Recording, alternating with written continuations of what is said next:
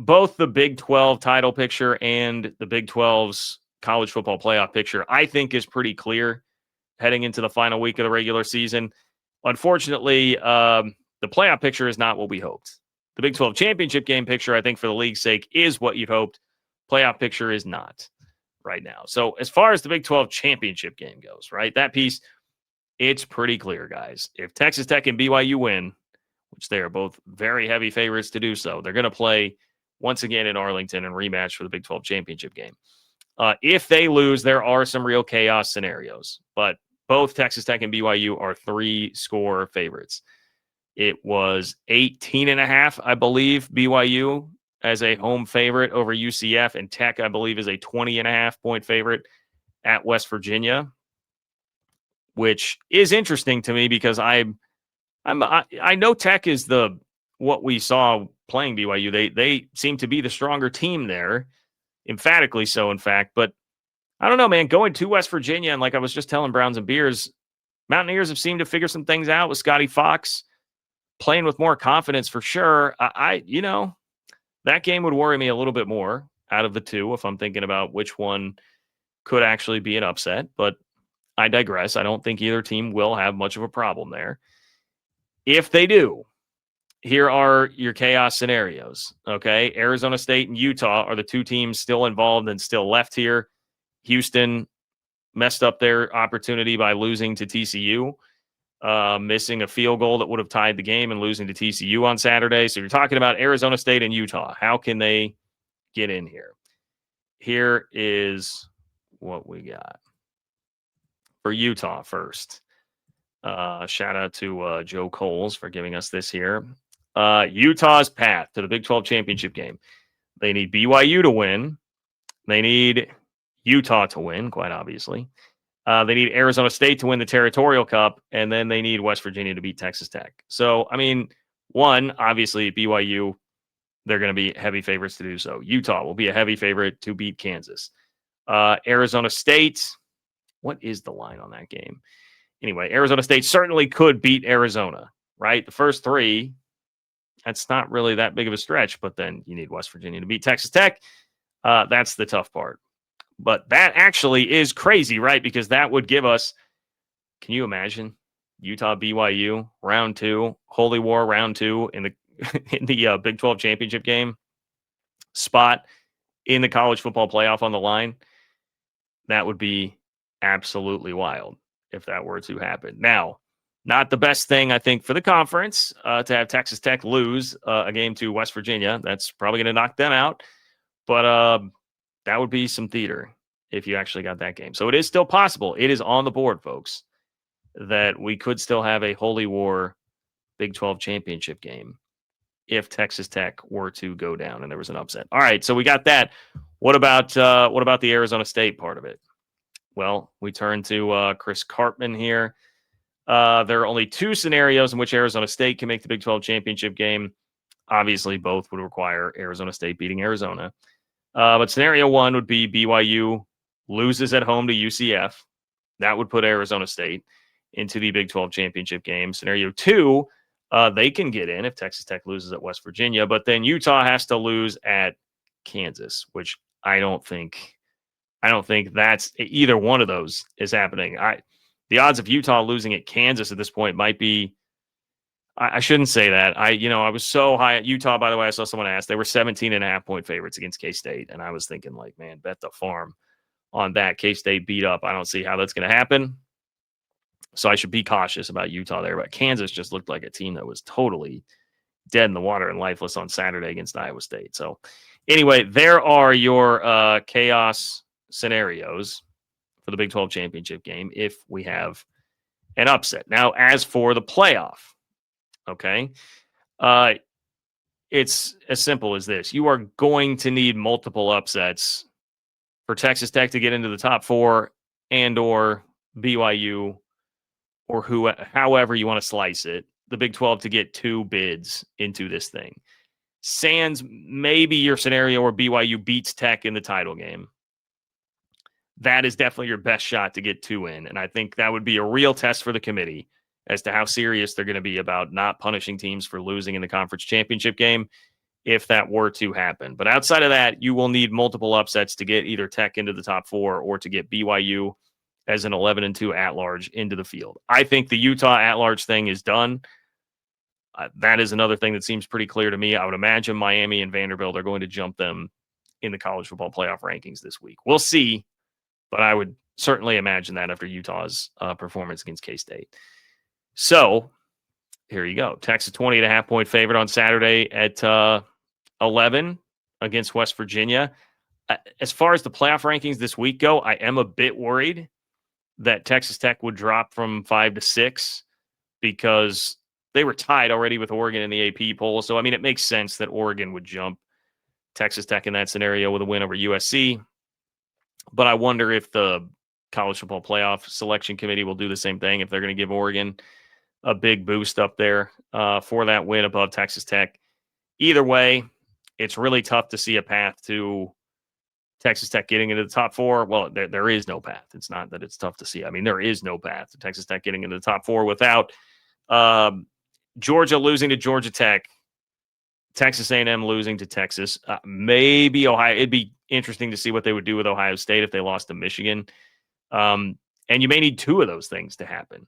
It's not totally impossible, Georgia losing at Georgia Tech or Texas A&M losing at Texas, but getting both of those things to happen, it seems like a long shot. And I am, like I said, worried about what is going to happen with Oregon and Texas Tech here. So that to me it's looking less likely. I mean, it's looking very much right now like Texas Tech is headed for a potential 5 seed in a matchup with Tulane.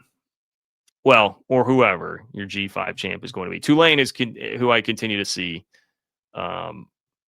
bracketologied there, mocked there, whatever you want to say. I don't think Ole Miss in the college football playoff rankings is a threat really to jump Texas Tech. I mean, the only thing left on their schedule is Mississippi State.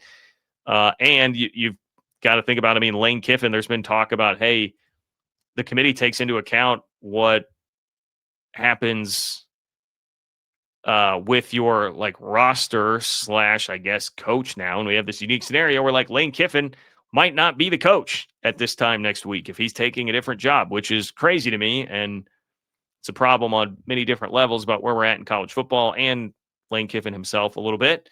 But it is what it is. That could devalue Ole Miss in the committee's eyes. So I'm not seeing them as a real threat there. But yeah, so then I guess the last question I would pose here is say it's at 6, say then Texas Tech is actually at 6. You get kind of the worst case scenario of all of that. Texas Tech is at 6. Okay, if they lose the Big 12 championship game, a relatively close, 1 possession game to BYU or something, they're there at 6. Are they going to still be in?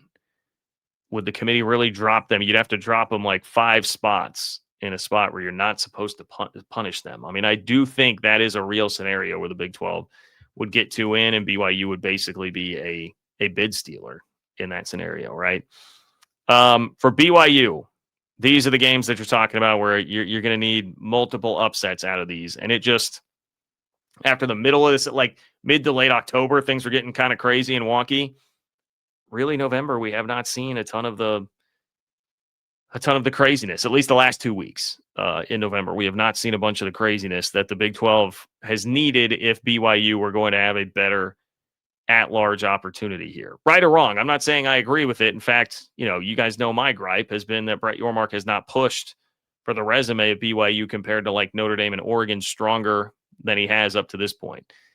But this is what you're left with, okay? You need multiple things here. Notre Dame's at Stanford. They are 32.5-point favorites, okay? So we all remember the game I referenced earlier, West Virginia, Pitt, 2007, right? West Virginia, 28.5-point favorite, trip to the national championship game on the line, and they lose. Notre Dame is a 32.5-point favorite in this game, all right? Notre Dame just put 70 on Syracuse this past weekend. I don't think you're going to get that one. Now, Alabama at Auburn. Look at this. Alabama at Auburn. It's only a 5.5-point line there. Auburn's only a 5.5-point home dog against Alabama. Bama has played a bunch of close games this year. They almost lost to South Carolina. Now, Auburn is an elite loser this year. They are great at finding ways to lose games. So them coming through in the end is a bit of a long shot, but I think they'll be in. They could very well be in this game. That would not stun me at all. LSU at Oklahoma. It's a 10.5-point line. I'll say this. Oklahoma does not run away from teams very well because their offense isn't really good. So even with a more healthy John Mateer right now, I think LSU could stay in the game, and then you open yourself up to, hey, does something fluky or weird happen? It could be on the table. It could be on the table. Oregon at Washington. Oregon would be an interesting case. What would happen if they lost? Would they be totally out of the field? Potentially. They're only 6.5-point favorites at Washington. So again, a game that's on the table, but you would need multiple of these happening in the odds, when you start stacking those up against each other. They are definitely not great. They're definitely not great. So with all that being said, if you want a little rooting interest guide for the weekend, here you go. If you subscribe to the Open for Business Big 12 newsletter at ofbnews.com, once again, ofbnews.com, I'll send this to you tomorrow. Okay. So you wouldn't have to just screenshot it or whatever you might do watching it here on YouTube or Twitter or wherever you are taking this in. But this is what you need. Top four, need a couple of those for BYU's at-large chances.